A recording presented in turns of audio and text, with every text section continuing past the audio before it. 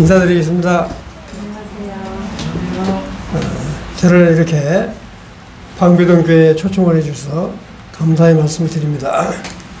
저를 좀 소개를 드리면, 저는 74년도에 부산 동네 모임에서 주님을 영접을 하고 부산에서 생활을 하다가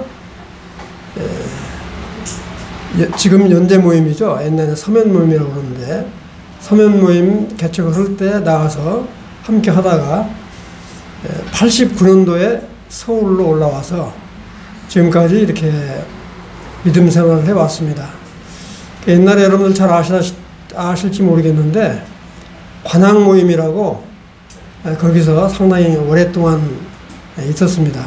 그러다가 하여튼 우여곡절 끝에 대학로 모임을 개척할 때 함께 한 다음에 오늘 이렇게 방배동교회에서 저를 초청을 해 주셔서 대단히 감사의 말씀을 드립니다.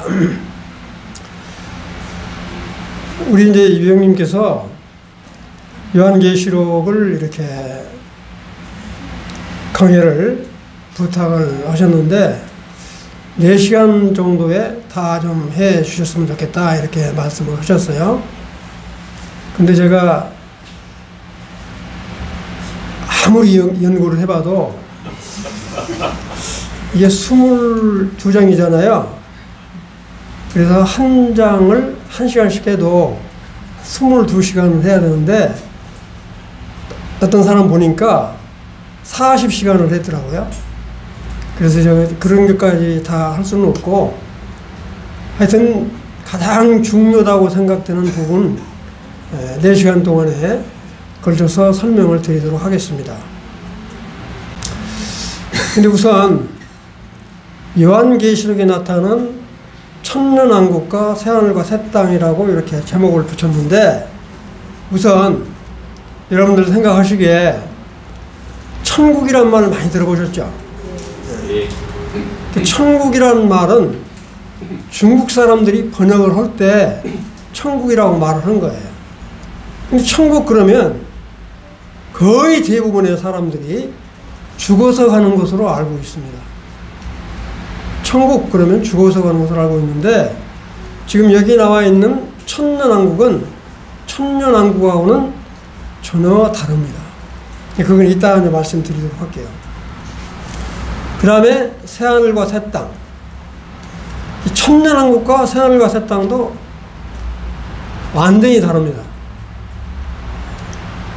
그래서 이와 같은 부분이 계시록에 이렇게 언급이 되어 있는데, 이런 부분, 중요한 부분을 이렇게 이제 말씀을 드리도록 그렇게 하겠습니다. 이게 이제 아주 중요한 부분만 말씀을 드리기 때문에 성경에 있는 한 절 한 절을 다 설명드리기는 조금 어려울 거예요. 그럼을 이해를 하시고 들어주시면 고맙겠습니다. 그 다음에 저는 이제 이 지도를 보시면, 우리가 천년왕국이다 이를 할 때 한마디로 말하면 에덴 동산의 회복이다 이렇게 우선 딱 생각을 하시면 좋을 것 같아요. 에덴 동산 창세기 읽어보시면서 이렇게 머리로 좀 상상이 갑니까? 네. 보통 우리가 생명나무, 선악을 알게 하는 나무, 각종 나무 열매들을 이렇게 말을 하는데, 바로 이 에덴 동산을 회복하는 것이 바로 이 천년왕국, 그 다음에 더 나아가서 새하늘과 새 땅이다 이렇게 연결을 해 보시면 되겠어요. 그러면 여기서 지금 이제 여기 보시면 여러분들 그 성경의 개역개정판에 보면 하늘의 왕국, 하나님의 왕국이라고 하는 말은 거의 없어요. 대부분이 천국이라는 말은 많이 있습니다. 천국. 영어로는 킹덤 오브 헤븐, 그래서 천국을 영어로 그대로 표현한다면 하늘의 왕국이라는 말을 우리 말로 천국이라고 표현을 했어요. 근데 가급적 저는 이걸 깨닫고 난 뒤로는 천국이란 말을 별로 안 씁니다. 하늘의 왕국이라는 말을 쓰고 있어요. 그 다음에 여러분들 사복음서라든지 쭉 보면 하나님의 나라라고 하는 말이죠. 하나님의 나라. 하나님의 나라라고 하는 말이 있는데 하나님의 나라라고 하는 말도 정확히 이야기하면 킹덤 오브 갓, 그래서 하나님의 왕국입니다. 그래서 실제 왕이 통치하는 나라라는 이야기예요. 왕이 통치하는 나라. 그 왕이 누구냐? 우리 메시아 되시는 예수 그리스도가 통치하는 나라다, 이렇게 했는데 그걸 번역할 때 천국 또 이렇게 하나님의 왕국이라고 않고 그냥 하나님의 나라라고 그러니까, 나라 그러면 그냥 어느 나라와 마찬가지로 뭐 대통령이 다스리는 것처럼 이해하기 쉬운데 그게 아니고 실제 메시아 되시는 왕이 통치하는 나라다, 그런 의미입니다. 그래서 바로 이 하늘의 왕국과 하나님의 왕국, 이따 말씀을 드리겠는데, 이 하늘의 왕국, 하나님의 왕국을 우리 주님이 이 땅에 오셔서 이 땅에 세우시기를 원했어요. 그런데 백성들이 말을 안 들으니까 결국에는 유보됐어요. 이 땅에 세우지를 못하고 우리 주님이 십자가에 피 흘려 돌아가시고 우리 구원을 위해서 돌아가시고, 결국에는 이 하늘의 왕국이나 하나님의 왕국은 이 땅에 세워지지 못한 채 유보를 했어요. 그게 바로 뭐냐? 천년 왕국입니다. 그래서 이렇게 제가 여기다 써놨는데, 마태복음 3장 2절에 보면 우리 침례 요한이 뭐라고 이야기하냐면 천국이 가까웠다, 이렇게 이야기를 해요. 천국이 아니라 하늘의 왕국이 가까이 왔다. 근데 우리 주님은 마태복음 3장 이제 4절에 가면 나중에서 우리 주님도 하늘의 왕국이 가까이 왔다, 이렇게 말을 해요. 그런 부분은 다음 장에 또 설명을 드리겠는데, 그래서 한마디로 말씀을 드리면 하늘의 왕국과 하나님의 왕국을 이 땅에 이루고자 했지만 못 이루고 바로 천년 왕국과 새하늘과 새 땅이 유보된 채 넘어갔다, 이렇게 우선 상기를 해 두시고요. 지금 이거는 표 잘 보이시죠? 네. 이건 지금 설명드린 거를 다시 한번 말씀을 드리면, 하늘의 왕국과 하나님의 왕국, 이 하늘의 왕국과 하나님의 왕국은 우리 주님이 이 땅에 오셔서 실제 하늘의 왕국과 하나님의 왕국을 이 땅에 세우시기를 원했지만 백성들이 말을 안 들었잖아요. 우선 우리 주님이 이 땅에 오셨을 때는 무엇은 있었어요? 이 왕이 나라를 다스리려면 영토가 있어야 되고, 두 번째 뭐가 있어야 돼요? 백성이 있어야 되고, 그 다음에 왕이 있어야 돼요. 근데 우리 주님이 이 땅에 오셨을 때 뭐는 있었어요? 왕은 자기가 왕이니까 왕은 있고, 그 다음에 이스라엘 땅이 있으니까 영토는 있고, 근데 친자기 백성이 없었죠. 친자기 백성이 없으니까 자기 백성을 만들려고 하늘의 왕국이 가까이 왔다, 하나님의 왕국이 가까이 왔다 이야기해도 백성들이 그걸 들어야 안 들어요? 안 듣고 나중에는 우리 주님을 십자가에 못 박아 죽여버린다고요. 그러니까 하늘의 왕국과 하나님의 왕국을 이 땅에 이루시지 못한 채 그냥 우리 주님이 우리 구속 사업을 완성하시고 가셔버렸거든요. 근데 우리 주님이 이 땅에 이루시고자 했던 이 하늘의 왕국과 하나님의 왕국을 못 이뤘다고 그래서 말아버린 거냐? 그게 아니다 이거죠. 그래서 아까 말씀드린 천년왕국 그거를 이렇게 해 놓으신 거다. 참고로 말씀을 드리면, 이 표를 말씀을 드리면, 여기 밑에 보면 하늘의 왕국이라고 이렇게 써놓은 데 있죠. 예.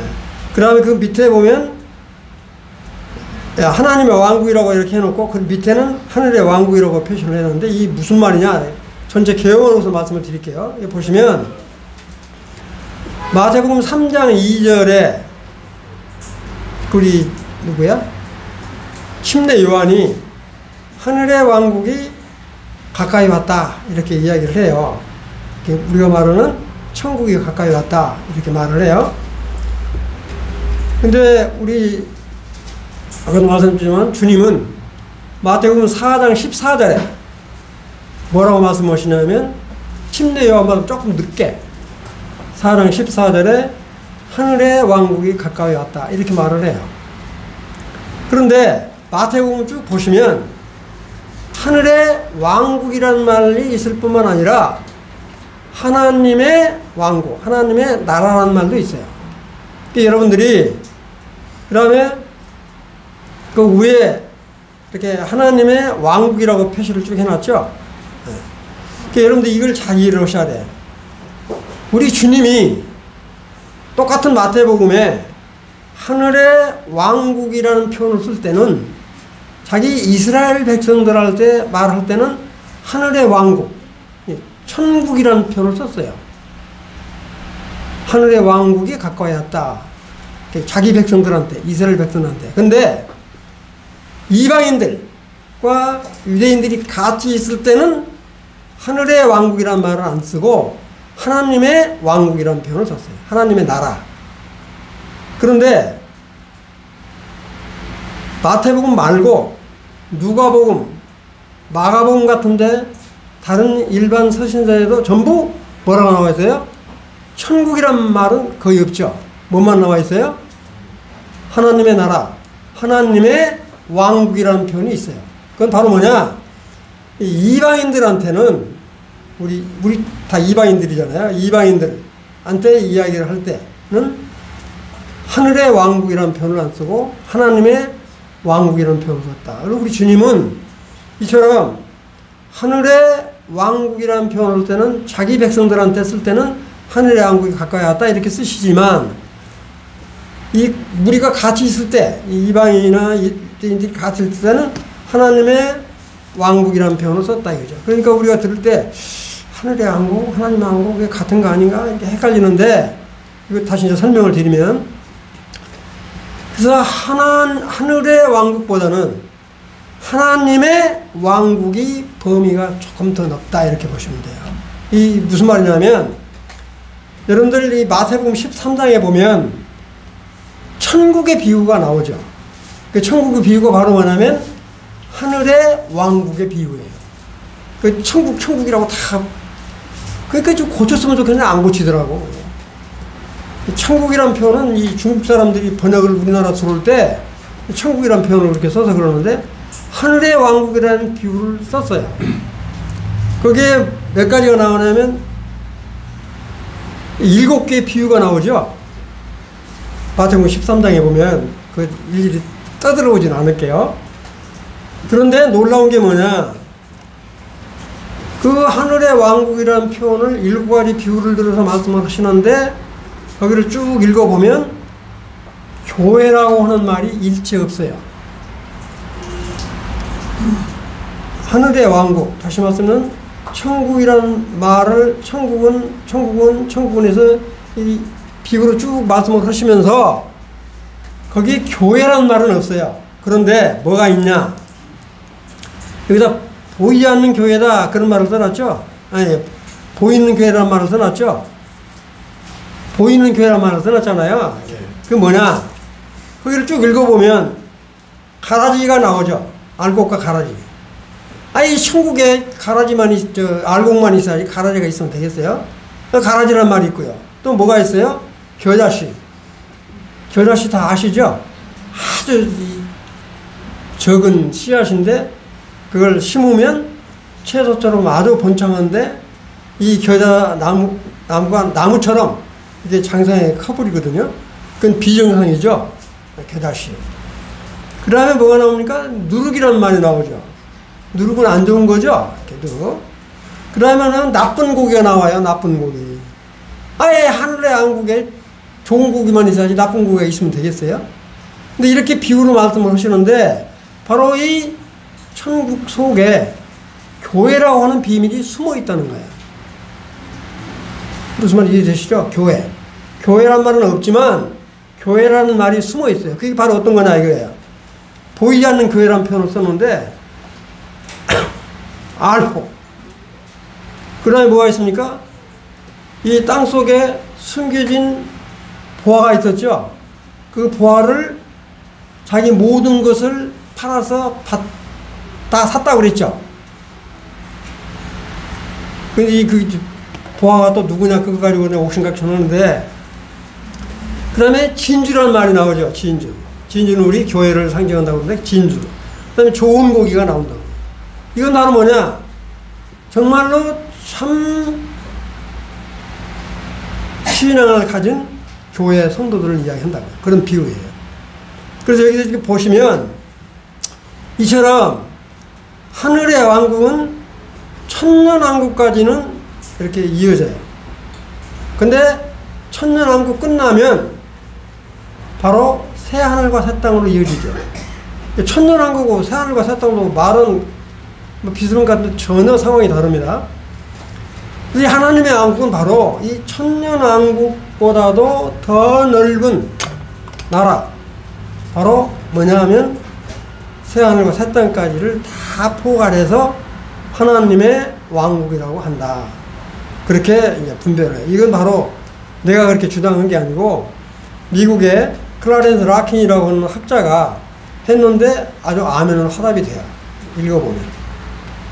참고로 말씀을 드립니다. 그래서 이 이제 주일날 시간이 하여튼 이 천년 왕국과 새하늘과 새 땅만 가지고도 이 2시간에도 빡빡한데 하여튼 나 될지 모르겠는데 하여튼 그렇게 이해를 하시라고요. 약간 이해되시죠?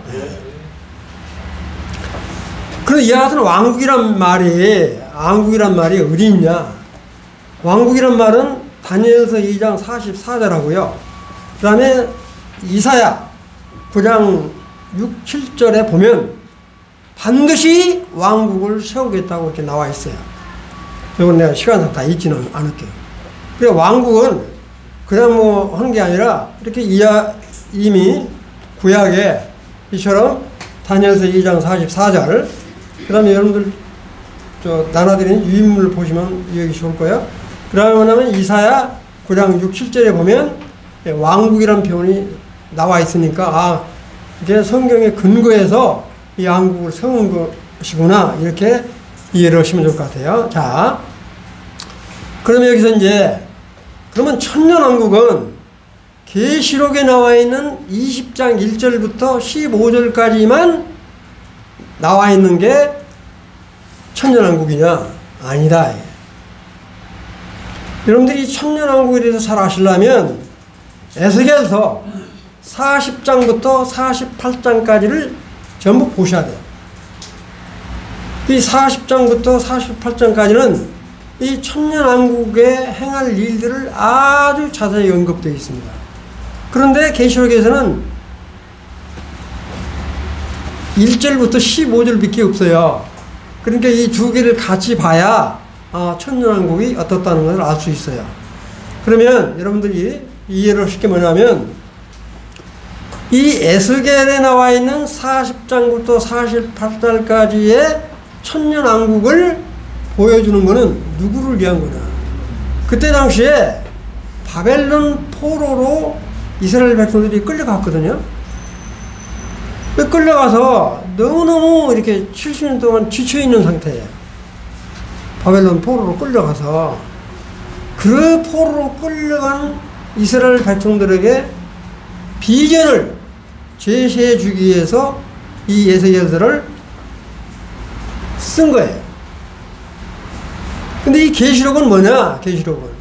계시록은 이와 같이 지금 여러분 잘 아시다시피 이스라엘이 1948년 5월 14일 날 유엔 승인하에 이스라엘이 회복이 돼서 지금 중동에 이스라엘 국가가 세워졌지만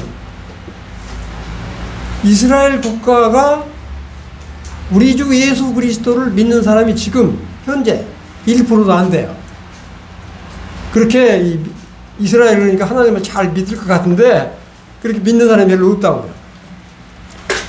그 이와 같은 이스라엘 백성들에게 바로 이 요한계시록을 주신 거예요.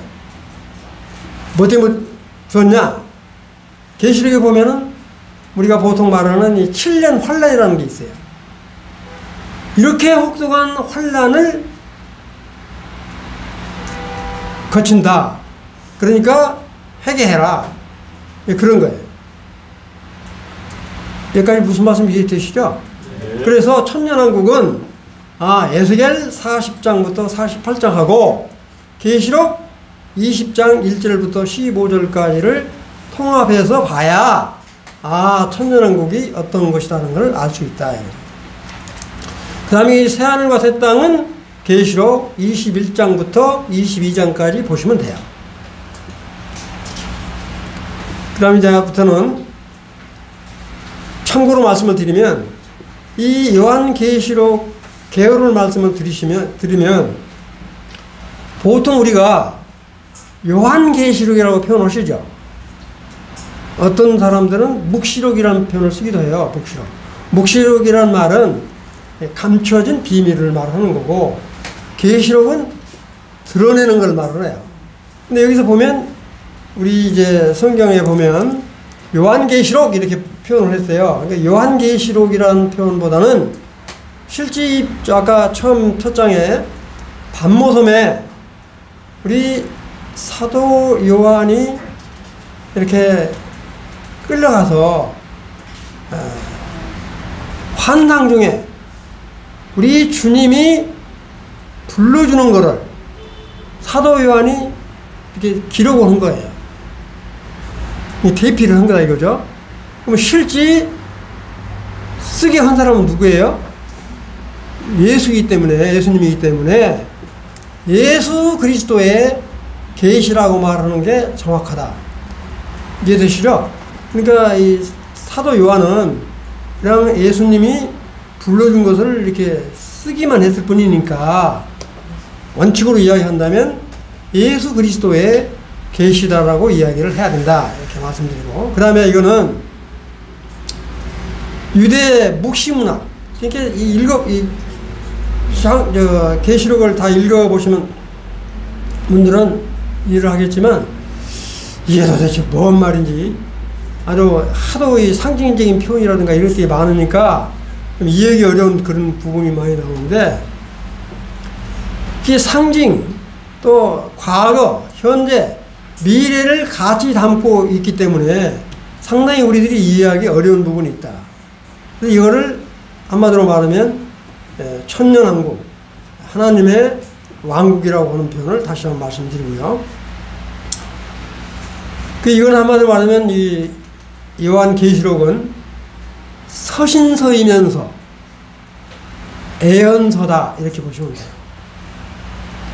그 다음에 이 계시록을 쓸 당시에도 로마 황제들의 압제가 핍박이 워낙 심했기 때문에 좀 견딜 수 없는 그런 핍박 가운데서 그 이스라엘 백성들에게 소망을 심어주기 위한 것이다.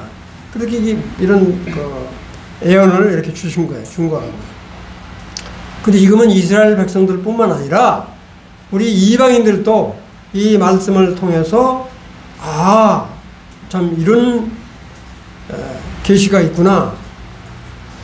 제가 좀 참고로 말씀을 드리면 제가 창세기를 읽어보고 계시록을 읽으면서 참 이해하기 어렵더라고요. 이게 알듯 말듯 이게 아주 하여튼 몇 년 동안 실험을 했는데 알고 보니까 저는 이제 결론을 그렇게 내렸어요. 복음서 중에 복음서는 창세기하고 계시록이다. 복음서가 창세기가 들어가고 요한계시록이나 이렇게 말씀할지 모르지만 정말로 여기에 이 복음이 들어가 있다. 심지어 이게 믿는다고 하면서 창세기를 안 믿는 사람이 엄청 많아요. 또 우리 믿는 사람 중에서 계시록을 두려워하는 사람이 많아요. 아니, 계시록을 하나님이 주신 건데, 이 계시록, 제가 언제 한번 우리 교회에서 계시록 공부를 하자고 그랬더니, 한 형제가, 뭔 계시록을 공부하냐고 그러더라고요. 그래서 뭔 소리냐 그랬더니, 아직 앞으로 이제 일어날 일도 아닌데, 앞으로 일어날 일인데, 지금 공부해서 뭐 하냐고 그러더라고요. 그러니까 혼냈겠습니다. 이건 하나님의 말씀인데, 왜 하나님의 말씀을 두려워하냐 이거죠. 그러면 안 되죠. 하나님의 말씀인데. 이걸 참고하고요. 우리 이제 요한계시록은 유배된 반모섬에서 기록했다는 말이 있고, 그 다음에 우리 사도 요한이 유배에서 풀려났다가 에베소의 교회 가서 이렇게 썼다, 이런 기록이 있는데, 그건 아예 어떻게 됐든 간에 하나님이 계시하는 것을 사도 요한이 이렇게 기록을 했다, 이렇게 보시면 되고요. 그 다음에 중요한 건 이걸 꼭 이해를 하시기 바랍니다. 이 요한계시록을 해석을 하려면 우리는 이제 세대주의라는 표현을 많이 쓰는데, 하여튼 이 가능하면 문자적으로, 그 다음에 성경과 연관관계 이런 걸 잘 따져봐야 된다. 그 다음에 비유 이런 것들을 잘 해서 영적으로 해석을 보면 영적으로 해석을 해야 되고, 그 다음에 문자적으로 해석을 건 해석을 해야 된다. 이거. 하여튼 영해를 하는 건 절대 안 됩니다. 예를 들어서 이스라엘은 지금은 없다. 이스라엘은 교회로 대체되어 버렸다. 이런 게 영해거든요. 이스라엘은 이스라엘이고 교회는 교회예요. 지금 일반 교파, 특히 장로교, 천주교 이런 데서는 이스라엘을 안 믿습니다. 이스라엘을 안 믿고 그냥 이스라엘은 이미 다 교회에 포함되어 버렸다, 이렇게 생각한다고요. 그건 절대 아니다. 그 다음에 또 한 가지는 이 요한계시록에는 과거적인 사실도 있고요, 역사적인 사실도 기록되어 있어요. 이런 것들을 통합적으로 봐서 해석을 정확히 해야 된다는 거예요. 그 다음에 앞으로 일어날 미래 예언적인 것들이 많이 남아있기 때문에 이런 것도 고려를 해야 돼요. 약간 이해되시죠? 그러면 이제 요한계시록이 어떻게 구성됐냐, 이거를 잘 이해를 하셔야 돼요. 첫째 1장부터 22장까지가 있는데, 1장은 과거, 현재, 미래로 구분이 되어 있어요.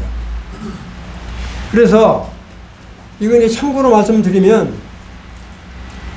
과거, 현재, 미래라고 하는 말이 무슨 말이냐면, 1장은 과거에 해당이 되고요.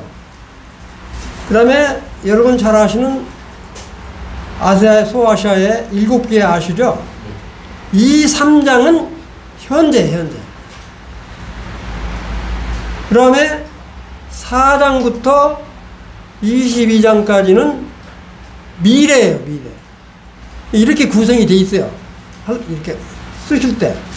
그래서 1장은 과거, 현재, 미래에 이를 일들을 간략하게 언급을 했고, 그 다음에 이제 여러분들 잘 아시는 소아시아의 7교회, 우리가 보통 에베소서, 서머나, 여기다 에서보드, 사빌라 이렇게 써놨는데, 에베소서, 서머나, 그 다음에 버가모, 조아디라, 사빌라, 사대, 그 다음에 필라델비아 교회, 라우디아 교회, 이렇게 7교회가 있다. 이 교회 현재를 이야기하는 거고, 그 다음에 4장부터 19장까지는 미래에 일어날 일들을 언급을 한 거예요. 근데 중요한 게 뭐냐, 4장부터 19장까지는 미래에 일어날 일들인데, 이걸 쭉 읽어보시면 이 4장부터 19장 안에 교회란 말이 없어요. 교회란 말이 없어요. 근데 뭔 의미냐? 성도라고 하는 표현이 11군데 나와요. 성도란 말은 있어요. 성도. 그러면 교회란 말은 없는데 성도란 말은 있냐? 환난 받을 때 주님을 영접한 성도가 있어요. 이 성도란 말은 그래도 있어요. 교회란 말은 없다고요. 그런데 왜 그러면 교회란 말은 없냐? 지금 우리 구원받은 우리 성도들은 은혜 시대에 구원받은 사람들이죠. 다 그렇게 믿으시죠? 네. 은혜 시대에 구원받은 사람들은 요한계시록 3장까지 딱 끝나고 4장으로 딱 넘어가기 전에 하나님의 나팔소리에 의해서 공중으로 딱 채서 끌어올라가요. 끌려 올라가는 걸 뭐라 그래요? 그래, 휴거된다고 그러죠, 휴거. 그렇게 언급이 되어 있다고요. 근데 이걸 안 믿는 사람도 엄청 많아요. 그래서 교회라는 표현은 일체 없다. 그건 또 이따 자세히 설명드리고요. 그 다음에 이제 4장부터 19장까지는 쭉 읽어보면 제가 여기다가 녹색이죠? 녹색으로 6장, 8장, 9장 이렇게 써놨죠? 보이시나요? 네. 그 다음에 15장, 16장 이렇게 써놨죠? 이렇게 녹색으로 딱 써놓은 건 뭐냐? 실제 기록이고, 그 밑에 삽입장이라고 써놓았죠? 삽입장. 삽입장이란 말 썼잖아요. 네, 삽입장이란 말이 무슨 말이냐면, 나중에 또 다시 한번 설명드릴 건데, 쭉 가다가, 요거는 가로 안에다가 딱 잡아놓은 거예요. 가로 안에다가. 쭉 가다가 가로 안에다 딱 잡아놓았다고. 이건 가로 안에 있는 장, 이렇게 표현을 되고요. 요거는 끼워 넣는 장, 삽입장, 이렇게 표현을 되고요. 또는 우리 연극을 할 때 막간으로 나오는 거 있죠? 막간으로 한다고 그러잖아요. 그런 것처럼 막간으로 나온 장이다, 이렇게 보시면 돼요. 그러니까 쭉 이어지는 게 아니라 쭉 이어지다가 설명을 더 부연시키기 위해서 설명을 부연시키려고 하는 것들은 딱 이렇게 묶어놓은 거예요.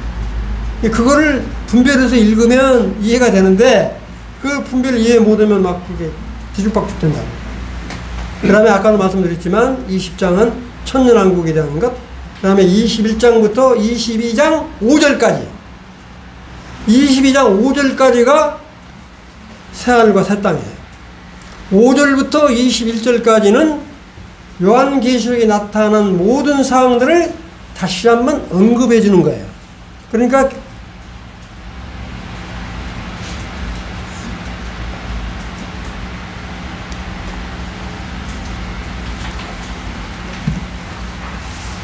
지금 이거는 이 계시록을 제가 이렇게 풀어서 쭉 설명을 하는 거예요. 이건 여기 보면 과거, 현재, 미래 아까 말씀드렸잖아요. 그래서 과거는 뭐냐면 아까 말씀드린 계시록 1장을 과거로 보는 거고, 현재는 아시아 7교회를 보는 거고, 그 다음에 이제 미래라고 하는 것은 계시록 4장부터 19장까지를 이렇게 언급을 해놨어요. 이게 언급을 해놨는데 이따 말씀을 드리겠지만 일반적으로 말씀을 드리면 여러분들 이제 계시록 읽어보면 뭐 인재앙이 나오고 그 다음에 나팔재앙이 나오고 그 다음에 대접장, 평재앙이 나오고 그러잖아요. 근데 이제 계시록 쭉 읽어보면 인재앙이 다 끝나면 그 다음에 나팔장이 다 끝나고 그 다음에 나팔장 다 끝나고 대접장이 끝나야 7년 환란이 끝나는 거 생각을 하시죠. 일반적으로 대부분이 다 그렇게 이해를 하고 있다고요. 인재앙이 쭉 지속되다가 그 다음에 인재앙 끝나고 나팔장이 쭉 진행되다가 그 다음에 대접장이 끝나면 7년 환란이 다 끝난 거로 생각되는데 그렇게 이해하시면 안 된다. 뭐냐? 지금 여기다 표시를 해놓는데 7인이라고 그랬죠? 첫째 인부터 6째 인이 딱 떼어지면 7년 환란이 거의 끝나요. 그 다음에 7째 인을 딱 떼면 나팔재앙이 3년 후반에 시작해서 딱 마감이 돼요. 7년 안에 끝난다. 그 다음에 또다시 시작해서 대접장이 후 3년 만에 시작돼가지고 딱 끝나면 3년 만에 끝나요. 그러니까 다시 말씀드리면 이 7년 환란이 딱 하나로 막혀져 있는데 거기에 재앙이 3번 연속적으로 이렇게 연극이 된다는 거예요. 그걸 이해를 하셔야 돼요. 그러면 좀 헷갈려요. 이게 이제 한 번에 말씀을 드린 거니까. 그 다음에 여기서 또 한 가지는 여기 밑에다가 반드시 우리가 천년왕국에 들어가려면 우리가 마태복음 25장에 보면 마태복음 24장은 바로 우리 이제 대환란에 대한 이야기가 나오잖아요. 그 다음에 25장으로 딱 넘어가면 열처녀 비유가 나오고 그 다음에 달란트 비유가 나오고 그 다음에 뭐냐면 민족 심판이 나와요. 민족 심판을 반드시 거친다. 민족 심판을 거쳐서 환란 때 양의 편에 속한 오른쪽에 속아 있는 사람은 천년왕국에 들어가고 그 다음에 왼쪽에 왼쪽에 속해 있는 사람은 못 들어간다고. 그게 바로 뭐냐면 민족 심판이에요. 이처럼 민족 심판이 반드시 이루어진다. 그 다음에 뭐냐면 이제 천년왕국에 딱 들어가서는 천년왕국이 들어가면 반역자가 없어야 될 거 아니에요. 그렇죠? 천년왕국이 들어가면 반역자가 없어야 되는데 놀라운 건 이거예요. 지금 이제 천년왕국에 들어갈 사람 못 들어갈 사람 또 다시 나중에 설명을 드릴 텐데 개호적인 거를 좀 설명을 드리니까 이해를 하시라고요.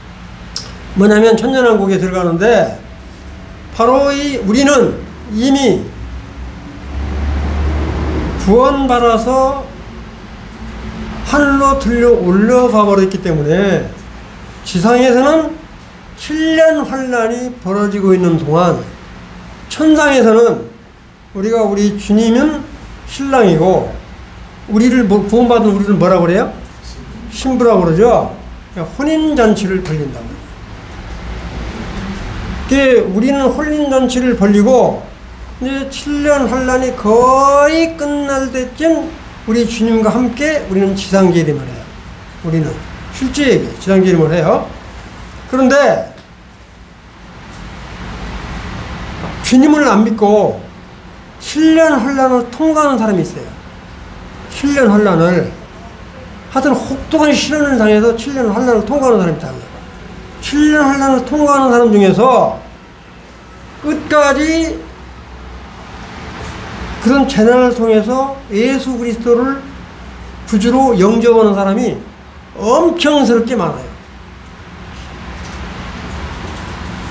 예수 그리스도를 구주로 영접하는 사람이.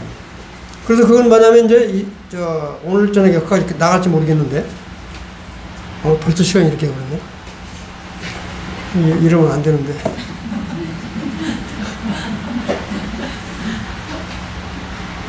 이제 7년 환란이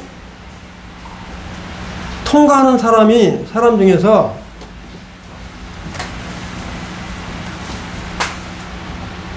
천년왕국에 들어갔어요. 그때는 다 믿었죠. 그 사람들은 다 믿고 천년왕국에 들어갔는데 중요한 건 뭐냐, 정말 이 천년왕국에 7년 환란을 통과한 사람이 천년왕국에 들어갔는데 부모님 따라서 잘 믿는 사람도 있는가 하면, 무슨 말 이해되시죠? 주님을 잘 믿는 사람이 있는가 하면 주님을 안 믿는 거절하는 사람이 있어요. 천년왕국 때. 그러니까 바로 뭐냐면 천년왕국 때 마지막 때 읽어보면 사탄의 무적인 밑바닥 없는 구덩이에다가 사탄을 가뒀다가 천년왕국이 끝날 때쯤 딱 풀어놓거든요. 그러면 사탄이 뛰쳐나와가지고 천년왕국 때 믿지 않은 사람들 있죠. 믿지 않는 사람들. 그런 사람들 유혹을 해가지고 믿는 사람들을 괴롭히고 하나님을 대적을 한다고. 이렇게 해서 일어나는 전쟁이 곡과 마곡의 전쟁이에요. 천년왕국 때. 그리고 곡과 마곡 전쟁이 끝나면 백보자 심판이 일어나죠. 전체 아웃라인을 설명드리는 거예요. 그렇게 이제 구성이 되어 있다. 이렇게 이해를 하시고요. 그 다음에 계시록 1장에 보시면 아까도 말씀드렸지만 1장 1절에 보면 예수 그리스도의 계시라고 했잖아요. 아까도 말씀드렸지만 이건 요한 계시가 아니라 계시라. 그 다음에 아까 우리 사회자께서 이 예언의 말씀을 읽는 자와 듣는 자와 가운데 기록한 것을 지키는 자는 복이 있다. 그런데 이게 여러분들 표시를 해놓으세요. 다 지금 시간이 없으니까 아는 것이 할 테니까 이거 보시면 14장 13절에 보면 환난 때 순교당한 자, 죽은 자, 복이 있다 그랬어요. 계시록 16장 15절, 19장 9절, 20장 6절, 22장 7절, 22장 14절 이렇게 계시록에 무려 7군데가 지키는 자는 읽는 자와 행하는 자, 듣는 자와 지키는 자는 복이 있다라고 언급을 했어요. 복이 7개가 있다고요. 하여튼 그러니까 계시록을 많이 읽으시고 그러시고 많이 들으시고 그 다음에 꼭 지키시기를 바랍니다. 그 다음에 1장 19절에 아까도 말씀드렸지만 본 것, 계시록 1장 지금 있는 일 2, 3장 그 다음에 장가될 일 4장부터 19장까지 이렇게 언급이 되어 있고요.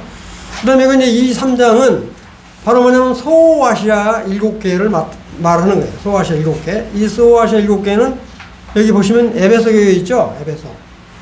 에베소 교회, 서머나 교회, 버가모 교회, 두아디라, 사대, 필라델비아, 라오디게아 이렇게 7교회가 보통 이제 성경 보시는 분들이 이 7교회를 AD 30년부터 주 100년까지는 에베소회를 에베소서를 이야기를 하는 거고 그 다음에 AD 100년부터 300년까지는 서머나 교회를 하는 거고 이렇게 연대별로 나눠서 이렇게 이해하시는 분도 계시는데 저는 그렇게 분별을 하지 않고요.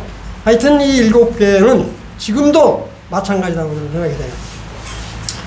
지금 그렇게 연대별로 구분하는 사람들 중에서는 라오디게아 교회를 AD 19년 우리가 지금 말하는 지금 현대를 전부 다 라오디게아 교회를 비유를 해서 말을 하는데 그건 아니다. 지금도 어때요? 필라델비아 교회 같은 그런 교회도 있죠. 또 에베소 교회 같은 교회도 있고 그렇기 때문에 이 7교회는 지금 현존에도 우리가 동일하게 교훈으로 받아야 될 필요가 있다. 근데 이 중에서 우리가 가장 귀감이 되는 교회는 여러분들 잘 아시는 이 서머나 교회.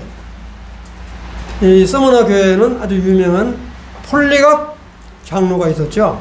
이분은 나이가 83살이신데 장로 되시는 분이 주일날 만약에 네가 예수 그리스도를 부인하면 살려주지만 부인 안 하면 죽이겠다 이렇게 협박을 하니까 어떻게 내가 지금 나이가 83세인데 하나님이 나를 지금까지 이렇게 지켜주셨는데 난 절대 부인 못한다. 그래서 결국에는 그분이 폴리갑이라는 분이 이렇게 불에 태워서 죽음을 당했다고 화형당했다고 이런 믿음을 갖고 계시고 서머나 교회는 뭐라고 그랬어요? 무슨 면류관을 주겠다고 그랬어요? 환난을 이기는 면류관? 우리 썩지 않을 면류관이 있고 생명 면류관도 있고 그러잖아요. 자랑의 면류관이 있고 의의 면류관이 있고 그래서 서머나 교회 같을 때는 무슨 면류관 준다고 그랬어요? 생명의 면류관을 준다고 그랬잖아요. 이렇게 하나님께서 면류관을 주시겠다라고 하는 것은 우리가 잘했으니까 주십시오라고 해서 요구를 해서 주는 게 아니라 하나님께서 보상으로 주시겠다고 약속을 하신 거예요. 이같이 생명의 면류관, 의의 면류관, 또 우리 장로회를 보시는 분들을 영광의 면류관, 썩지 않을 면류관 이런 면류관들이 있다. 이런 상 받으려고 이러는 건 아니지만 이런 소망을 우리 주님이 우리들에게 주셨다. 이걸 이해를 하시라고. 자, 그 다음에 소아시아 7개만 하려도 뭐 시간이 많이 걸리니까 이 정도 하고 넘어가고요. 그 다음에 여기서 이제 중요한 건 뭐냐면 쭉 7개를 읽어보면 이기는 그에게 이기는 자, 이기는 자라는 말이 많이 나오죠. 그럼 이기는 자라고 하는 말이 무슨 말이냐? 이기는 자. 우리가 싸워서 이기는 자가 아니라 여기 밑에다가 써놨어요. 요한일서 5장 4, 5절. 예수 그리스도가 하나님의 아들이라고 하는 것을 믿는 것이 바로 이기는 자다. 뭐 이기는 거라고 그래가지고 뭐 싸움에서 이기는 그게 아니라 정말 우리 주 예수 그리스도가 나를 구원하시고 하나님의 아들이시라고 하는 것을 믿는 그 믿음을 갖고 있는 것이 바로 이기는 자다. 이런 믿음을 흔들리는 사람이 많아요. 그렇게 지금 이제 표현을 하고 있어요. 그래서 이 7개는 전부 다 이겨라. 다시 말씀드리면 예수 그리스도가 정말로 나의 구주일 뿐만 아니라 하나님의 아들 되심을 분명히 믿어라. 그게 바로 믿는 그것이 이기는 거다. 이렇게 말씀을 하고 계십니다. 그 다음에 또 한 가지는 여기 마지막 밑에다가 딱 써놨는데 뭐라고 그래요? 귀 있는 자는 들을지어다. 성령이 교회들에게 하시는 말씀을 들어라. 귀 없는 사람이 있어요? 귀 없는 사람이? 다 귀 가지고 있잖아요. 근데 한 귀로 듣고 한 귀로 흘러버리면 이건 말짱할 것이죠. 그런 사람이 의외로 많아요. 귀는 있지만 그냥 듣는 둥 마는 둥 하는 사람이 있다. 그러면 안 된다 이거죠. 그 뭐라고 이야기하냐면 귀 있는 자는 성령님께서 교회들에게 하는 말을 들어라. 이렇게 지금 언급을 하고 계십니다. 아까 말씀드린 바와 같이 이거예요. 정말 이 4장에 딱 1절에 읽어보시면 뭐가 나오냐면 이게 나와요. 4장 1절에 읽어보시면 요한이 딱 우리 주님이 체어 공중에 올라가신다고요. 그것처럼 우리도 4장 들어가기 전에 천사장의 나팔 소리가 딱 불면 우리 몸이 영화로운 몸으로 변화돼서 공중으로 들려 올라간다. 이 근거는 계시록 3장 10절 필라델비아 교회에 환난의 시험의 때를 면하겠다고 그랬죠. 이런 부분. 그 다음에 계시록 아까도 말씀드렸지만 4장부터 22장 5절까지는 교회란 말이 안 나온다. 교회 안 나오는 게 교회가 없으니까 안 나오죠. 우리 다 이미 올라가 버렸습니다. 우리들은 영화로운 몸으로 변화되어 올라가 버렸기 때문에 애를 못 낳는 거야. 애를 낳고 싶어도. 그 다음에 계시록 19장에 딱 보면 정말로 천상에 올라가서 결혼을 하는 사람은 어떤 사람들이에요? 이 은혜 시대, 교회 시대에 구원을 받은 사람은 이처럼 공중에 올라가서 우리 주님과 함께 결혼식을 하지만 구약의 성도 있죠? 구약의 성도. 구약의 성도는 나중에 또 말씀드리지만 구약의 성도는 공중에 들려 올라가지 않았어요. 그때까지. 그러니까 구약 때 성도는 우리는 신부로 참여하지만 구약의 성도는 들러리 아시죠? 결혼할 때 남자 들러리 있고 여자 들러리 있고 그러잖아요. 들러리로 참여해요. 들러리로 참여하는 것이 나쁜 게 아니라 들러리 참여하는 사람도 축복받은 사람이죠. 천상에서 들러리로 참여하니까. 그래서 이 구약 때 성도들은 나중에 또 말씀드리겠지만 7년 환란이 딱 끝나고 천년왕국 들어가기 직전에 부활해요. 그러니까 우리하고는 비교가 안 돼요. 그러니까 우리가 훨씬 낫다는 이야기죠. 무슨 말 이해되시죠? 그래서 천상에 이렇게 올라가는 그거를 지금 이렇게 모형으로 했으니까 참고로 하시고요. 자 보시면 이 4장은 이제 우리 요한이 1절에 보면 이일 후에 내가 보니 그랬죠. 이일 후에 내가 보니 하늘에 열린 문이 있는데, 뭐냐면 지금 요한이 이렇게 1장, 2장 다 말을 듣고 난 후에 하늘에 열린 문이 있는데 갑자기 하늘에서 우리 주님이 딱 끌어올린 거예요. 그래서 그때부터 이리로 올라오라. 이후에 마땅히 일어날 일들을 내가 내게 보이리라 하시더라. 누가? 우리 주님이 요한한테 이게 올라오라 올라가니까 내가 지금부터 앞으로 일어날 일들을 너한테 보여주겠다. 그래서 지금 쫙 보여주는 거예요. 4장부터 시작해요. 보여주는데 바로 뭐냐면 4장 4절에 보면 뭐가 있냐. 중요한 말씀드리면 여기에 이 주님 보좌에 24보좌들이 있어요. 24장로. 보좌들 위에 또 뭐하냐? 24장로들이 있다고요. 그래서 참고로 말씀을 드릴게요.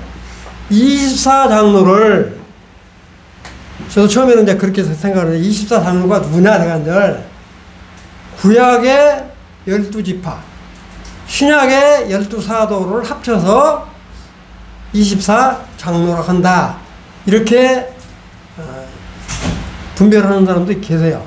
그런데 저는 그게 아니라 이 신약시대 때 정말로 신실하게 주님을 믿다가 순교를 당했거나 정말로 신실히 믿었던 신약시대 때의 장로들을 대표해서 뽑은 사람들이다. 저는 그렇게 분별하고 있습니다. 이것이 맞냐 저것이 맞냐 그거 따질 필요는 없고요. 자, 그 다음에 뭐냐면 이 4장 7절에 보면 또 읽어보면 뭐가 나오냐면 이 생물, 이 짐승이라는 얘기가 나와요. 그래서 사자 같고 그 다음에 뭐 송아지 같고 사람 같고 독수리 같은데 네 생물 이게 나오죠. 그 이따 이제 보여드릴게요. 그런 말이 나오는데 바로 이건 뭐냐면 우리가 이제 에스겔이나 이사야 보면 영물이라고 표현을 하는데 우리 그룹이라는 표현을 쓰기도 하고요. 이렇게 호위병이 있어서 우리 주님을 보좌에 둘러싸가지고 호위병처럼 지키는 사람. 이걸 보통 그룹이라고 해요. 그룹. 그 다음에 뭐냐면 이제 찬양을 하고 하나님을 기쁘게 해주는 그런 영물을 뭐라고 하냐면 스랍이라고 그런다. 이런 사람도 여기에 나타난 이 사람 같고 독수리 같고 송아지 같고 이런 사람도 바로 이와 같은 존재라 이렇게 이제 보시면 되고요. 그 다음에 이제 이 4장 10절에는 중요한 건 그거예요. 이런 24장로들이 보좌에 앉으신 앞에 감사를 보면서 하나님이 그 장로들에게 준 면류관을 이렇게 너무 황송해서 던지는 거예요. 예, 그런 모습이 밑에 보면 그림이 좀 보이는 거 조금 크게 볼게. 이 그림 보이면 자 이게 바로 뭐냐면 여기 커서 보이나요?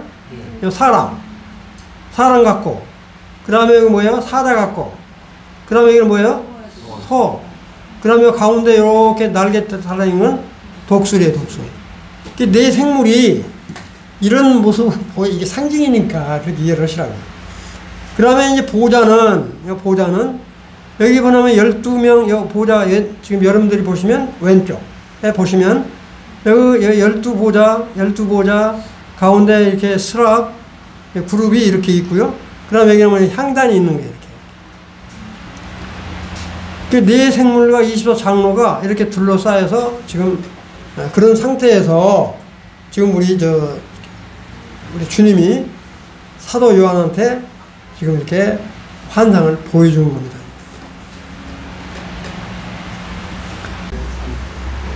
자, 이제 7위는 5장은 뭐냐?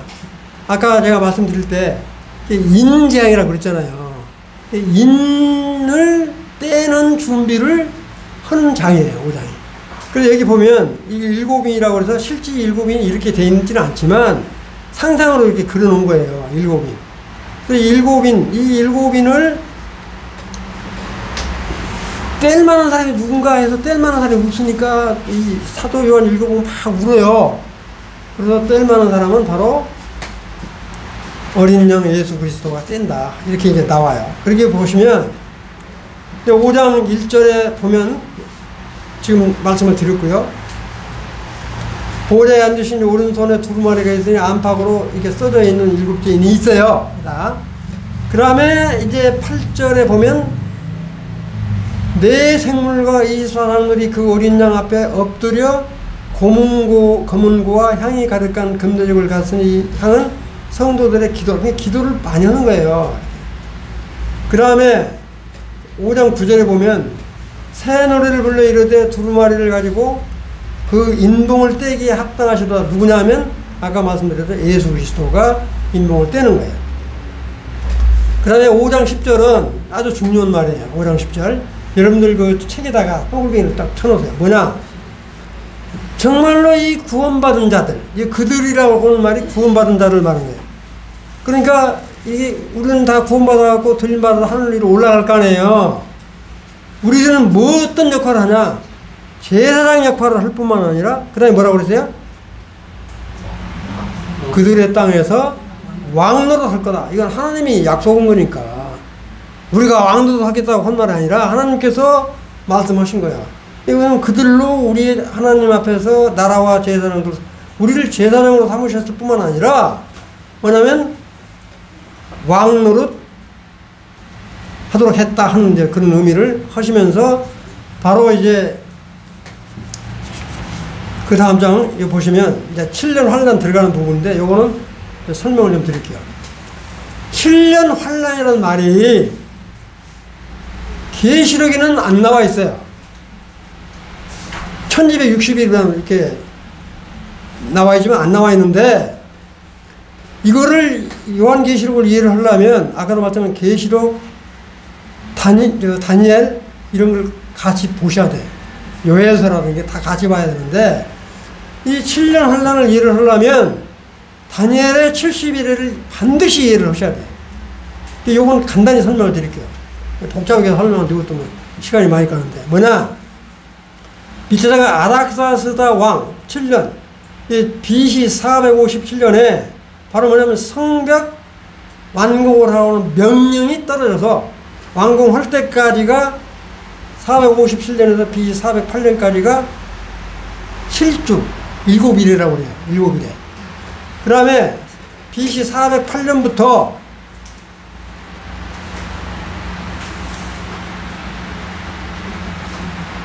예수 그리스도가 십자가에서 못 박혀 돌아가신 때까지가 얼마냐면 62주라고 그래요.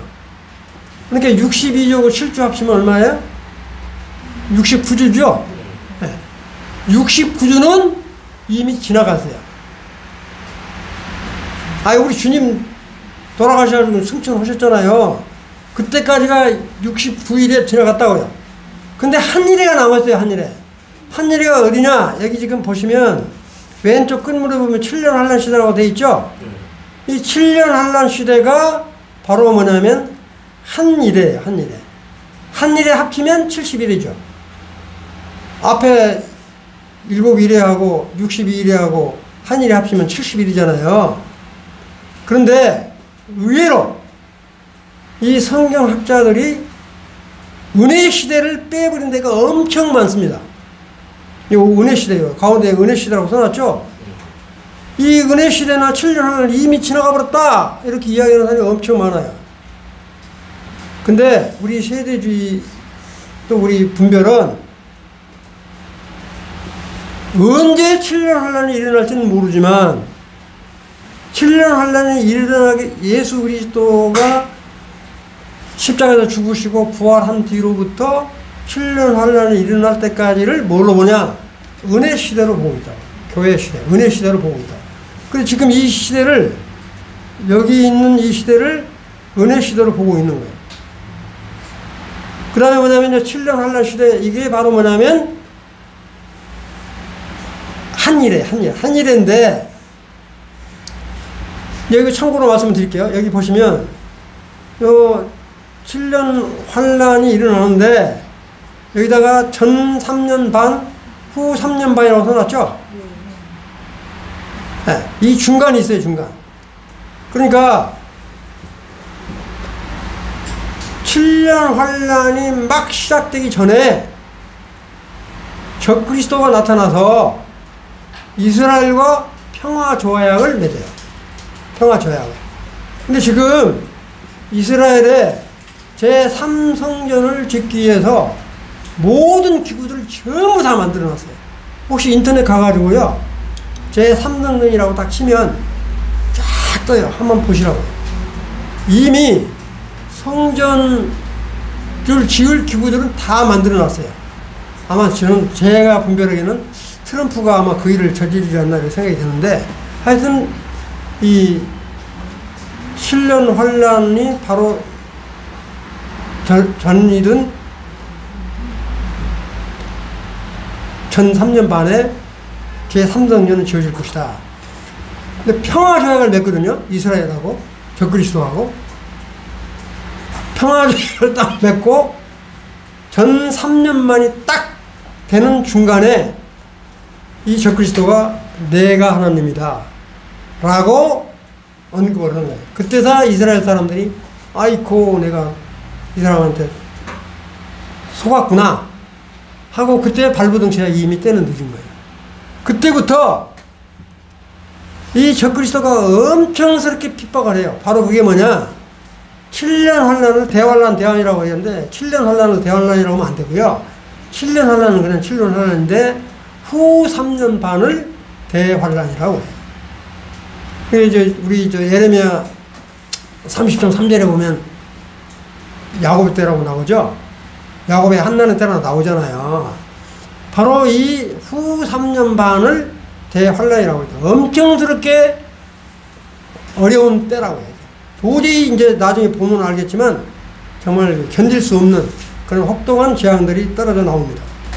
근데 이 보면 여기 다니엘서 보면 여기다 표시만 해놨는데 하여튼 요건 꼭 한번 확인해 보세요. 다니엘서 9장 25절, 그 다음에 26절, 그 다음에 27절, 그 다음에 마태복음 24장 15절에 보면 이 7년 환란에 대한 것이 언급이 되어 있어요. 근데 다니엘서에 제일로 정확하게 나와 있습니다. 이거를 내가 한 장의 표로 이렇게 언급을 해놨으니까 참고하시면 됩니다. 그래서 7년 환란이 끝날 때쯤 되면 여기 그거 설명하는데 이 7년 환란 전에 에스겔서 38장 39장에 나오는 곡과 마곡의 전쟁이 반드시 일어날 거다. 그건 저는 그렇게 예측을 해요. 근데 이제 계시록 끝날 때쯤 되면 곡과 마곡인데 이름은 같은데 달라요. 1000년의 차이가 있다고요. 그것도 나중에 말씀드리겠는데, 이처럼 7년 환란이라는 말이 나온다. 이렇게 이해를 우선 하는 거는 바로 이 다니엘서에 마태복음에 나오는 근거로 언급을 하는 거다. 이렇게 이해를 하시면 될 것 같아요.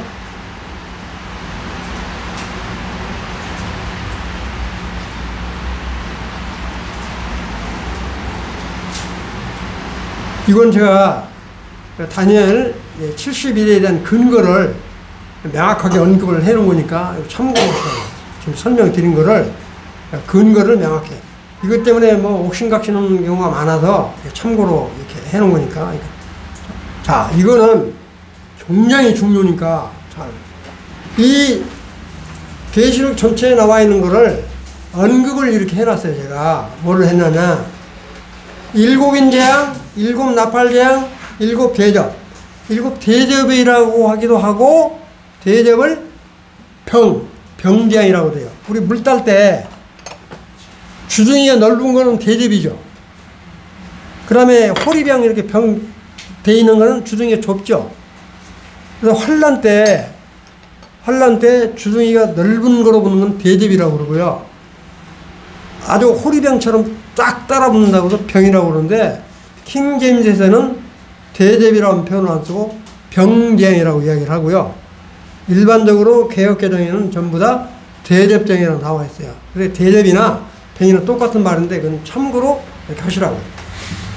이와 같이 인재앙, 나팔재앙, 대접재앙을 한 장에다가 표를 해놨는데, 이걸 보시면 인재앙이 첫째 인을 떼면 흰 말이 나오고, 두 번째는 붉은 말이 나오고, 검은 말이 나오고, 청황색 말이 나오고, 이렇게 나와요.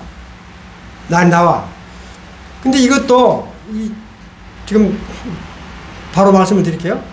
이 흰 말이 6장 1, 2절이 나오는데, 계시록 6장 1, 2절이 나오는데, 흰 말을 일반 교파에서는 거의 뭐로 보냐면 주님으로 보고 있어요. 주님이 탄 말이다. 백마. 이거를 주님이 탄 말이다. 이렇게 이해를 하는데, 이 6장 1, 2절에 나오는 흰 말은, 백말은 적그리스도가 탄 말이다. 이렇게 이해를 하시라고. 19장에 나오는 백만은 예수 그리스도가 탄 말이에요. 이게 달라요. 그 다음에 이제 붉은 말. 바로 뭐냐면 붉은 말이 이제 나중에 나오는데 전쟁이 나고 반란이 나고 평화가 붕괴되고 이렇게 나와요. 그 다음에 검은 말이 나오면 이건 극심한 기근이 생겨요. 그러면 경제 파탄이 나가지고 이렇게 저울로 달아서 하고 이렇게 나온다고요. 그 다음에 뭐냐, 말이 청황색은 사람 죽은 색이죠. 청황색 말이 딱 나오면은 사망과 지옥, 칼과 굶주림 이런 게 나오는, 이런 재앙이 떨어져 나온다고요. 그 다음에 이제 다섯째 인을 딱 떼면 순교당한 사람들 있죠. 순교당한 사람들이 억울해서 왜 우리를 이렇게 죽인 사람들의 원수를 안 갚아줍니까? 이렇게 호소를 하는 부분이 나와요.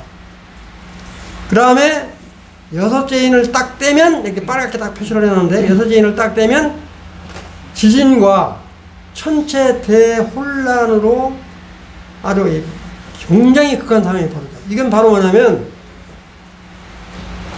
7년 혼란이 거의 끝난 상태예요. 그 모습하고요, 여섯째 인을 떼는 모습하고 마태복음 24장 29절 한번 읽어보시면 상황이 거의 같아요. 제가 시간이 없으니까 읽진 않겠는데, 마태복음 24장 29절 보시면 이 여섯째 인을 뗀 상태하고 상황이 거의 같다. 그러니까 다시 말씀드리면 여섯째 인을 떼어야 될 때쯤 되면 거의 7년 환란이 끝나는 시점이다. 그리고 바로 뭐냐면 7장으로 딱 넘어가면 천년왕국 계시를 하는 부분이 나와요. 네, 거기까지는. 그 다음에 여기 일곱 나팔재앙 있죠? 일곱 나팔재앙은 여섯째 인까지 딱 떼면 7년 환란이 거의 끝나는데, 일곱째 인을 딱 땜과 동시에 재앙이 나타나는 게 아니라 일곱 나팔이 왕창 쏟아져요. 일곱 나팔이 쏟아지는데, 일곱 나팔은 거의 후 3년 만에 일어나요. 후 3년 만에. 이따 이제 표를 보여드리겠는데, 후 3년 만에 일어난다고. 그때도 바로 뭐냐, 요 첫째 나팔, 둘째 나팔, 셋째 나팔, 넷째 나팔, 그 다음에 다섯째 나팔, 여섯째 나팔이 딱 부러지는데, 여섯째 나팔은 바로 뭐냐면, 여러분들 3차 전쟁이라고 그래서 아마겟돈 전쟁이라는 말 많이 들어보셨죠? 유프라데스 쪽에 아주 2억 명의 군대들이 몰려온다고. 아마겟돈 전쟁의 시작이 바로 뭐냐면 여섯째 나팔이 부러질 때예요. 이때도 거의 7년 환란이 끝나는 시점이에요. 그런데 바로 이어서 뭐가 벌어지냐? 일곱째 병이 왕창 떨어져요. 후 3년 만에. 다시 시작한다고. 이 다시 시작한단 말이 어디 나오냐면 10장까지는 안 가니까 그런데 10장 마지막에 보면 다시 시작하라고 나와요. 근거가. 그러니까 그래서 이 뭐냐면 일곱째 이 대적, 일곱째 병재앙이 이 여섯째 번 딱 끝나고 아마겟돈 전쟁이 거의 끝나요. 끝나는데 이 아마겟돈 전쟁이 완전히 끝나는 거는 혼인잔치하고 공중에서 내려올 때 정결이 돼요. 우리 주님이 공중에서 우리들하고 혼인예식을 마치고 내려올 때 우리도 다 같이 따라서 같이 내려온다고요. 내려올 때 우리 주님이 하나님을 대적했던 모든 무리들을 싹 다 진멸시킨다고요. 아마겟돈도 그때 끝나요. 그런 상황들이 돼요. 그 다음에 이제 나중에 말씀 또 드리겠지만 큰 성 바벨론이 완전히 멸망되는 부분이 바로 뭐냐면 계시록 18장에 언급이 되어 있습니다. 이게 전체적인 거고, 여기 보시면 삽입구절이라고 나와 있는 이 부분 있죠. 이 삽입구절은 바로 뭐냐면 아까도 말씀드렸지만 막간장이다. 가로 안에 들어가 있는 장들이다. 이해되시죠? 이거 이따 또 보여드릴게요. 여기 이거는 이제 지금 설명한 거를 한 장 이렇게 표시를 했는데, 이렇게 이 7년 환란 인나팔을 재앙 순서를 이렇게 분별을, 이렇게 인나팔이 인재앙이 다 떨어지고 바로 뭐냐면 나팔장이 다 끝나지고 대접장이 끝나면 7년 환란이 끝날 거다, 이렇게 분별하는 사람들이 이건 잘못이다. 두 번째, 이렇게 또 분별하는 사람도 있더라고요. 첫째 인, 둘째 인, 셋째 인, 여섯째 인까지는 전 3년 만에 다 끝나고 후 3년 만에 7째 인이 딱 떨어진과 동시에 나팔장이 왕창 떨어지고 7째 나팔이 떨어진과 동시에 대접장이 왕창 쏟아진다, 이렇게 분별하는 사람들이 있어요. 이것 가지고 제가 한참 저거 이제 실험을 했는데 저는 이것도 안 믿습니다. 마지막 세 번째 뭐냐? 자, 이걸 저는 이제 주장을 하는데 뭐냐면 전 3년 반, 후 3년 반에 이 인재앙은 뚠뚠 여섯째 인까지 딱 떼어져요. 여섯째까지 딱 떼어지는데 여섯째 인이 떼어지면 아까 제가 뭐라고 그랬어요? 7년 환란이 거의 끝날 거라고 그랬죠? 7년 환란이 거의 끝나는데 7장 1절에 7장으로 딱 넘어가면 바로 뭐냐면 14만 4천 명이 나오죠. 인치는 14만 4천 명이 나오죠. 14만 4천 명이 누구한테 주는 거예요? 14만 4천 명. 인을 치는 14만 4천 명한테 치는 건 누구한테 치는 거예요? 우리 이방인들은 전혀 관계없어요. 이것도 우리 신천지나 뭐 여호와 증인 같은 사람들은 우리가 14만 4천 명이 들어간다. 그건 거짓말이야. 우리 이방인들은 전혀 상관없어요. 이 14만 4천 명은 이스라엘 12지파에게 천사가 인을 치는 거예요. 그러니까 천사가 이 사람이 구원받았는지 안 받았는지 어떻게 알아서 인 치는지는 모르지만 하여튼 14만 4천 명을 천사들이 인을 쳐요. 그러면 이렇게 천사들이 인을 치는 그 시점이 첫째 인을 뗄 때냐, 둘째 인을 뗄 때부터, 셋째 인을 뗄 때부터냐, 이건 성경에 안 나와 있어요. 안 나와 있는데, 최소한도 이 7장 9절에 보면, 이 14만 4천 명이 복음을 전해서 엄청스럽게 많은 무리들이 구원을 받거든요. 그리고 하나님께 찬양을 드려요. 그렇게 엄청 많은 사람이 구원을 받아서 찬양을 드리려면 최소한도 첫째 인 뗄 때부터, 첫째 인이 붉은 말을 뗄 때부터 3년 동안 계속 복음을 전할 거 아니냐. 저는 그렇게 분별해요. 뭐 복음을 전했다 이런 말은 그렇게 많이 안 나와 있지만 그냥 결과만 7장에 보면 딱 언급이 되고 이따 보여드리겠는데, 그리고 나서 아까도 말씀드렸지만 7째 인이 딱 떼어지자마자 후 3년 반에 나팔장이 왕창 쏟아진다. 근데 이게 참 그림 그리기가 무지하게 어렵더라고요. PC로 좀 더 당기려고 해도 못 당기게 아무리 해도. 이건 좀 이해를 하시고요. 그 다음에 대접장도 후 3년 만에 왕창 떨어지는 거예요. 왕창 떨어지는 건데 이것도 더 당겨서 해야 되는데, 하여튼 그래서 뭐냐, 다시 말씀드리면 이 3년 7년 동안에 환란 3번이 이렇게 중복적으로 연속적으로 된다. 그러니까 나중에 이제 보면 알겠지만 도저히 이런 거를 참는 게 힘들어요. 예, 보시면 여기 보면 이제 7인, 7나팔, 그 다음에 이제 7병, 그 다음에 여기 이제 참고로 이렇게 해놨는데, 이거 보시면, 이 표를 이렇게 이해를 하시면 될 것 같아요. 이게 뭐냐면, 7인이 여기까지 7년 할래 끝나고요. 그 다음에 7나팔이 끝나고요. 7대접이 이렇게 끝난다. 그런 거 표시하는 거예요. 이해되시나요? 여기서 여기까지가 7년 환란인데, 여기서부터 커서 보이죠? 여기서부터 여기까지가 7년 환란 끝인데, 인재앙이 여기까지 끝나고, 나팔재앙은 여기까지 끝나고, 이렇게.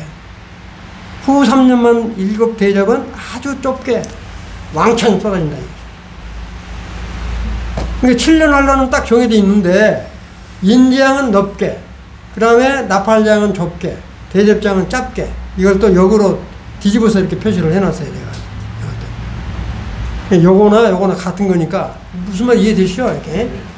그러니까 하여튼 이 나팔재앙, 인재앙 이게 후 3년 만에는 겹쳐서 쏟아지니까 너무너무 아주 재난이 극심하다고.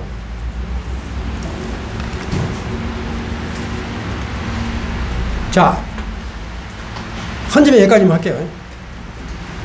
자, 6장에 보면 아까 말씀드린 대로 이거 흰말, 그 다음에 셋째 인을 떼을 때 검은말, 그 다음에 붉은 말, 그 다음에 검은말, 검은말까지는 뭐냐면 검은색, 상중, 기근, 배급제. 참 이게 하루 품삯 빌 한 대 사는 거 힘들죠? 우리 돈 10만 가지고 보리 3대 사면 끝난다. 그러면 어떻게 살겠어요? 이 아직 검은 말을 탄 자. 여기 지금 여기 아까 여기 흰말 흰말을 탔는데 뭐가 없어요? 팔만 있고 뭐가 없어요? 살이 없죠. 그러니까 거짓 평화를 상징하는 거예요. 그 다음에 뭐냐면 이렇게 이제 검은 말, 그 다음에 뭐냐면 창백한 말, 살인, 공포에 이르러 사망과 음부가 뒤섞인 그런 상태. 근데 여기다 써놨어요. 여기다가 이렇게 죽는 사망이 3분의 1이 4분의 1이 죽고 3분의 1이 죽는다고 그랬잖아요. 근데 2025년 현재 세계 인구가 약 82억이더라고요. 조사를 해보니까. 아니 실제요. 82억인데 약 4분의 1이 죽으면 25억이 죽어요. 말이 25억이지. 엄청스럽죠. 저 14장 15절에 보면 1600 스타디온에 피가 흘러서 300km죠. 1600 스타디온. 300km가 말굴레 높이 1.3m로 말굴레 높이로 1.3m로 300m 흐르면 어떻게 되겠어요? 이건 내 말이 아니고요. 성경으로 쓰여 있으니까. 그렇게 무시무시한 재앙이 연속된다. 이렇게 참고하시라고. 여기 보시면 이제 다섯째, 인을 보면, 이제 여기 이 사람들이 어떤 사람들이냐면, 아까도 말했지만, 정말 이렇게 어르게 죽었습니다. 어르게 죽는데 왜 원수를 안 갚아줍니까? 이런 신원의 소리가 나오는 거예요.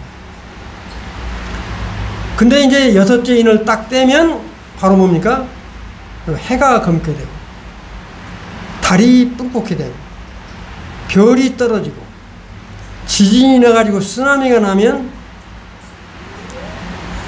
아직 우리나라는 쓰나미는 안 생겨서 그러는데, 내가 이거 일본 쓰나미 난 거를 실제 따서 보여준 거거든요, 이게.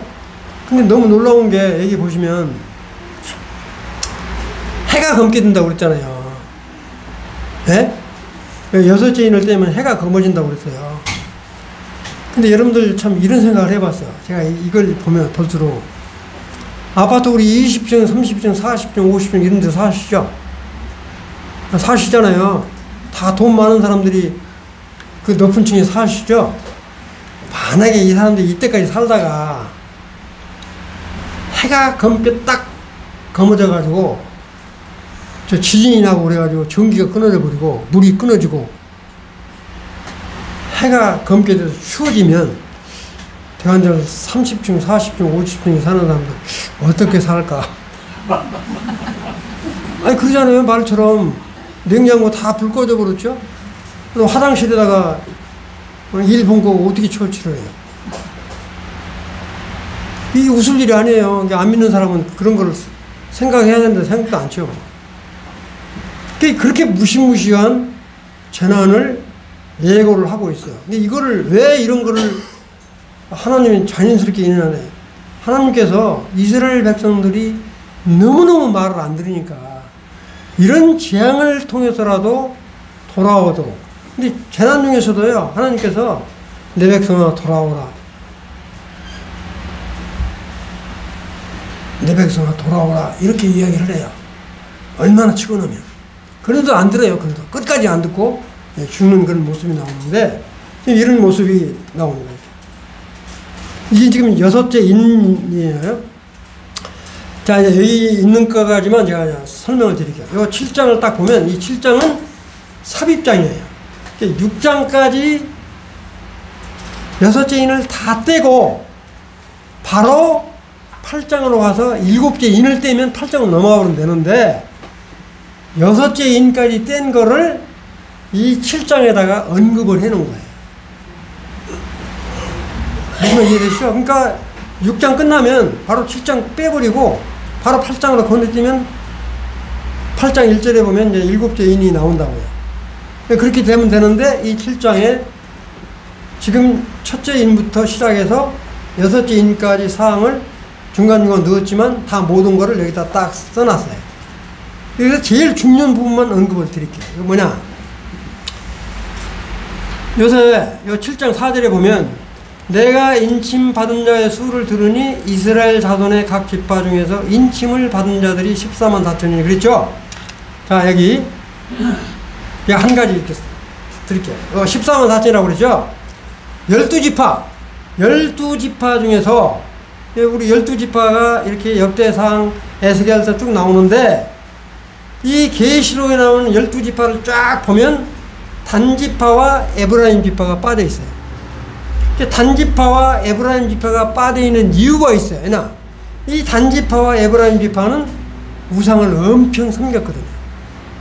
우상을 엄청 섬겼기 때문에 이 7년 대환란 때 이 12지파 중에서 이 단지파와 에브라임 지파는 복음을 전하는데 부적절하다. 그래서 뺀 거예요. 근데 놀라운 게 에스겔서 47장 48장에 가서 보면 천년왕국 때 7지파에 땅 배분을 하거든요. 12지파에 땅 배분을 하는데 땅 배분할 때는 단지파와 에브라임 지파도 들어가요. 무슨 말 이해되시죠? 그래서 이 단지파와 에브라임 지파 두 지파가 빠져 있는데 빠진 건 바로 뭐냐면 이 사람들이 우상을 엄청스럽게 섬겼기 때문에 복음을 전하는 데는 합당하지 않아서 뺐다. 이렇게 이해를 하시고, 요거 중요한 건 요것만 생각해요. 자, 14만 4천 명은 우리하고는 상관이 없다. 이스라엘 사람들이다. 이걸 이해를 하시고요. 두 번째, 7장 9절에다 동그라미를 탁 치시고 보라고. 여기 보시면, 이 일 후에 내가 보니, 천사들이 다 인친 후에 그 말이에요. 각 나라 족속과 백성과 방 안에서 아무도 능히 셀 수 없는 큰 무리가 나와 흰옷을 입고 손에 종려 가지를 들고 보좌 앞과 어린 양 앞에 서서 모든 민족과 족속과 언어에 나온 큰 무리 흰 예복을 입고 이렇게 그러니까 엄청스럽게 14만 4천 명이 그냥 구원받고 가만히 있는 게 아니라 이 사람들이 복음을 전해가지고 뭐라고 그랬어요? 여기 보면 각 나라와 족속과 백성이라고 그랬죠? 각 나라는 뭐예요? 그냥 이방 민족들이에요. 이방 나라들. 족속들한테 복음을 전해서 능히 셀 수 없는 큰 무리가 아마 하나님 앞에서 흰 옷을 입고 있다. 7장 14절에 보면 내가 말하기를 내 주여 당신이 아시나이다 하니 그가 나에게 이르되 이는 큰 환란에서 나오는 자들인데 어린 양의 피에 그 옷을 씻어 희게 하였느니라. 그러니까 이 사람들이 어떤 사람들이에요? 구원을 받은 사람들이에요. 무슨 말 이해되시죠? 그리고 이제 7장 17절에 딱 가면 이 말을 딱 언급을 했어요. 이는 보좌 가운데 계신 어린 양이 그들의 목자가 되사 생명샘으로 인도하시고 하나님께서 그들의 눈에서 모든 눈물을 씻어 주실 것임이라. 이게 바로 뭐냐면 천년왕국의 시작을 알리는 거예요. 여섯째 인이 딱 떼어졌는데 일곱 7장 3장이 딱 들어가서 이 말씀을 딱 하고 계시는 것을 보면 바로 7년 여섯째 인까지가 바로 7년 환란이 끝났고 천년왕국을 계시하는 이 모습을 볼 수 있다. 여기까지 이해되시죠? 그러니까 여섯째 인까지 떼면 7년 환란이 끝났다고 보시면 돼요. 8장 1절부터 다시 나팔장이 또 일어나서 또 딱 7년 마지막 되면 또 끝나요. 그리고 또 바로 또 병장이 또 시작된다. 그게 계속 연속적으로 3번 일어나서 그 다음에 다 끝나고 16장 끝나고는 바로 19장으로 뛰어야 되는데 17장, 18장이 또 삽입장이 또 들어있어요. 아주 자세하게 언급을 해요. 거기는 뭐냐면 적그리스도가 어떻게 되고 그 다음에 바벨론이 어떻게 망하고 하는 것들이 아주 자세히 언급이 되어 있어요. 이 계시록 구조가 그렇게 되어 있으니까 처음에 읽을 때는 이게 막 앞뒤가 막 흥크러져 가지고 헷갈리는데 이걸 알고 읽으시면 이해하시기가 좀 좋을 것이다. 하여튼 시간이 너무 오버됐는데 죄송합니다. 여기까지 마치고요. 내일 5시부터죠? 네. 5시부터 하니까 내일 또 이렇게 하다 보면 조금 더울 것 같은데 하여튼 오늘 마치겠습니다. 감사합니다.